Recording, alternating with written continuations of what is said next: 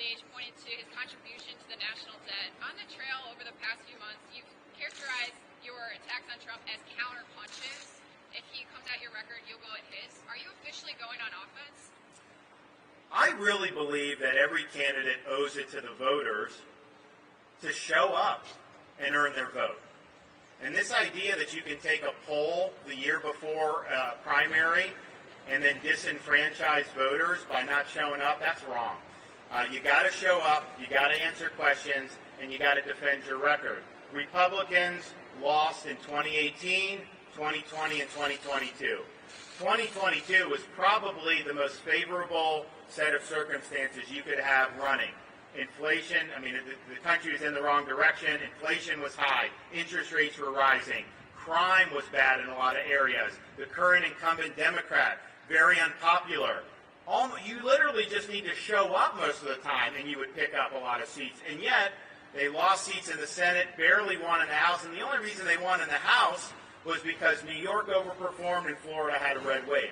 We had the red wave in Florida because of leadership. So we have to go, you have to make the case to Republican voters how you're going to be able to get the job done.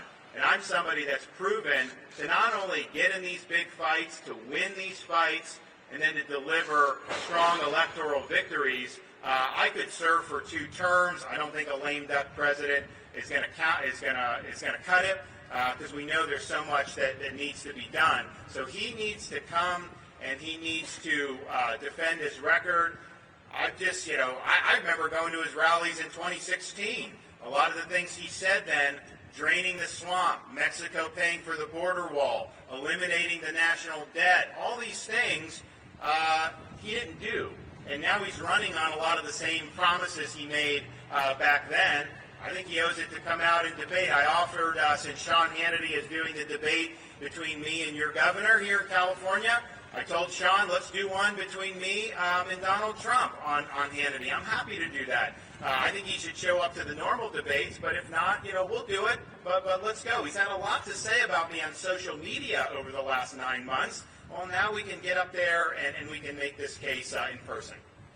Yep. Sir, a group of donors have invited representatives from your campaign and from Nikki Haley's campaign to meet with them to pitch them on why you're the #1 alternative to take on the former president. Are you concerned with Governor Haley's momentum and that you're not already seen as the person best? No, no, not at all. I think like anyone that watched that debate the other night saw, there was one person who acted like a president should act. And if you look at how they were carping and all this stuff, to me, I thought it was very off-putting. And my role there was to deliver the message to the American people about how we reverse this country's decline. It was for me to deliver the message to the American people that I've actually delivered. All the things they're talking about, I've delivered. You want to talk about budget? We reduced the debt in Florida since I've been governor by 25%. We cut taxes. We reduced tolls. We ran budget surpluses. You want to talk about China?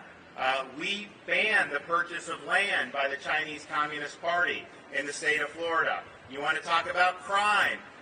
We have the death penalty for pedophiles reinstated in Florida. We support police with bonuses and making sure our streets are safe. You want to talk about illegal immigration? We banned sanctuary cities in the state of Florida. You want to talk about things like education?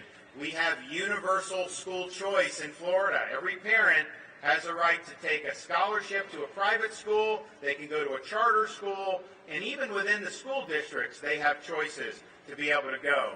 On issue after issue, I've delivered where these other candidates have just talked. And I think it's very clear as you look in these early states where this stands. So we're going to be the candidate built for the long haul. We're going to get the job done starting in the early states, and we'll be able to bring this to a conclusion hopefully pretty quickly. Yes? Governor, on immigration, there's more than 10 million illegal immigrants living in this country. If you're elected president, would you initiate mass deportation? And if so, to what extent have you thought through what that would entail in terms of law enforcement raids in immigrant communities, schools, workplaces? So everyone that has come illegally under Biden, we got to go, they're sending back. So that's going to be the first priority. That's probably 6 or 7 million people right there. It's going to require a lot of effort. It's going to require us to lean in. But if you don't have a sanction for violating the law, I support building a wall. I support all this. You're going to continue to have it. I would note that the former president is campaigning on the same promise he made in 2016 that he didn't deliver on. In fact, Obama's first term, there were more deportations than under Trump's term in office. Now he's saying he's going to do this great thing. He had 4 years and didn't get the job done. We're going to get the job done, but I definitely think the people that are coming over, kind of last one in, first one out, and we're gonna really push forward strongly on that. Yes.